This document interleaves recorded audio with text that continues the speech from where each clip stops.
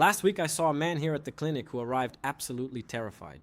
He was on hormone replacement therapy, feeling much better and had regained his energy, libido, and drive. But during routine exams, benign prostatic hyperplasia showed up and he was told to stop everything. He came into my office looking like he'd been sentenced to go back to square one, which is when I looked at him and said, "Calm down, because you probably won't need to stop this replacement therapy." And today I'm going to explain why this advice, in the vast majority of cases, is actually wrong, what you actually need to evaluate before giving up on hormone replacement therapy. And before we continue, let me ask you for one thing. If you think this kind of information should reach more men, because many patients are losing quality of life, hit that like button, because it really helps the channel reach those who need it. Deal? The most recent guidelines are no longer categorical regarding this. Benign prostatic hyperplasia, which is the technical name for an enlarged prostate, is not a mandatory contraindication for stopping hormone replacement therapy. And that's where I want you to reflect with me on a very simple line of reasoning. If a man with normal testosterone levels, a healthy guy 30 or 40 years old, has a slightly enlarged prostate, do I treat him with castration? Do I take testosterone out of the picture? Obviously not. Am I going to send him for surgery to remove a testicle? Absurd. We do that for prostate cancer in metastatic stages. So explain something to me. Why can't I keep this man who has low testosterone and was suffering from it at normal testosterone levels? Why does the rule change for him? Obviously it doesn't change. And that's the point. The goal of hormone replacement isn't to give you high testosterone, it's to give you normal testosterone. And normal testosterone levels don't cause prostate cancer, don't make hyperplasia explode, and aren't a tragedy at all. Got it? I use an analogy here at the clinic that helps many people understand this once and for all, okay? Imagine the following. Two men, same age, same enlarged prostate in the exact same way. Man A has normal testosterone from his own body, he's producing it normally. Man B has low testosterone, does replacement therapy, and ends up with levels identical to Man A. Why would the treatment for these two be different? It makes no sense at all. Both have exactly the same prostate, the same testosterone circulating in the blood. The only difference is the source, but the final biological effect will be the same. And then the patient asks me, "But doctor, what if testosterone really makes the prostate worse?"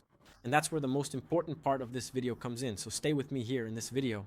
Because yes, there are situations where poorly done replacement therapy can indeed affect the prostate, but the problem is rarely testosterone itself, but rather how the replacement is being done. And that's what I'm going to explain to you from now on. Before any doctor or urologist tells you to stop replacement therapy because of the prostate, we need to ask two questions. If those two questions aren't asked, the advice is incomplete.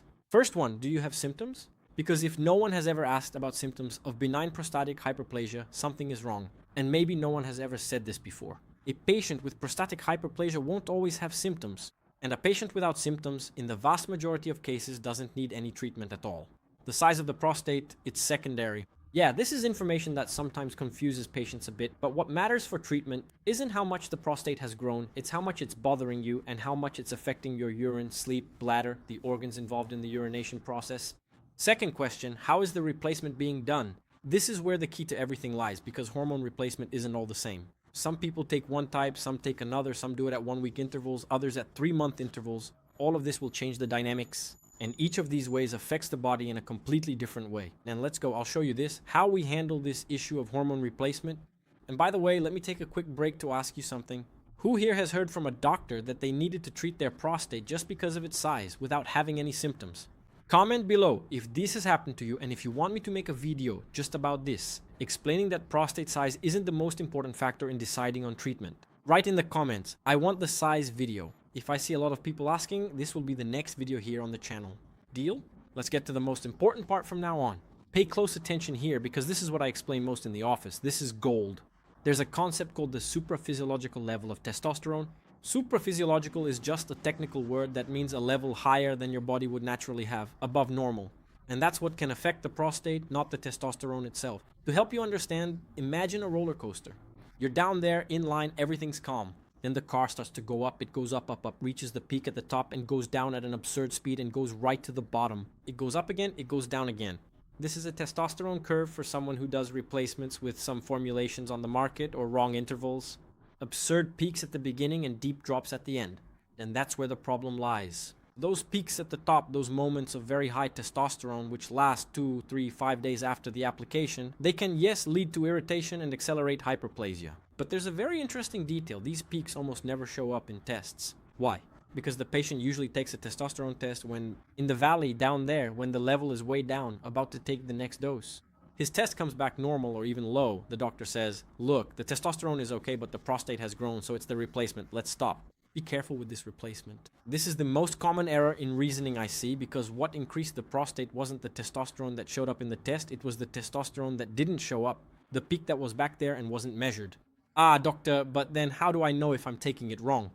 You need to be with a urologist, a doctor who orders the tests and guides you to take them at the right time, who knows the type of replacement you use, adjusts the dose, and considers a more stable testosterone curve. Deal? You can't do replacement in the dark. I usually tell my patients, hormone replacement, when we're going to start this replacement, we need to be very strict, because most of the problems I see with patients on replacement don't happen because of the replacement itself. They happen because of this lack of follow-up, wrong decisions based on tests done at the wrong time, doses that no one adjusted, types of testosterone that no one reviewed. And in the vast majority of cases, and I say this because I see it in the office every week, when we do a dose readjustment, change the type of testosterone for a more stable curve, adjust the interval, this patient won't have any problems with the prostate. The symptoms, if they had any, even end up improving and the test results stabilize. Replacement goes back to being what it's supposed to be, a tool to keep testosterone normal, okay? Not with high testosterone. I'll repeat, normal. It makes no sense at all to castrate a man to give up all of his testosterone to treat a prostate hyperplasia that might be occurring, and that probably wasn't even caused by the replacement. But that comes with a price. Replacing testosterone the right way takes work. You need to write down the dates you took it, you need to do the test at the right time of the cycle, you need to have several consultations, especially at the beginning, where you'll have a finer dose adjustment. You need to be with a doctor who understands the subject and cares about doing it right and not just prescribing testosterone and saying goodbye. It's work, but it's the kind of work that pays off in the future. Your prostate will thank you, your quality of life thanks you, and your body obviously will also thank you. So let me wrap up the clinical reasoning here to finish. If you're doing hormone replacement and they told you to stop because your prostate enlarged, before making that decision, take a deep breath, ask your doctor, explain that you have no symptoms. If the tests are done at the right time, the dose is adjusted, the type of testosterone is the best for your case, because if these questions aren't asked, the decision to stop is being made in the dark. So if you like this video, do two things for me. First, leave a comment down below, tell your story, tell us if you've been through this, or leave your question. I read them. I don't promise to answer everyone, because sometimes there are a lot of questions. And second, share this video with that friend of yours who's on replacement, because there are a lot of men out there giving up testosterone for nothing, and the more people who know about this, the better. Now, if you're at this decision point, unsure about continuing or stopping a replacement and want a truly thorough evaluation, there's a link to my schedule in the video description. You talk to my secretary, book a consultation here with me in São Paulo. We'll analyze your case calmly, adjust what needs to be adjusted, and decide on the best path together. Subscribe to the channel so you don't miss the next videos. I'm Dr. Tiago, and see you in the next video.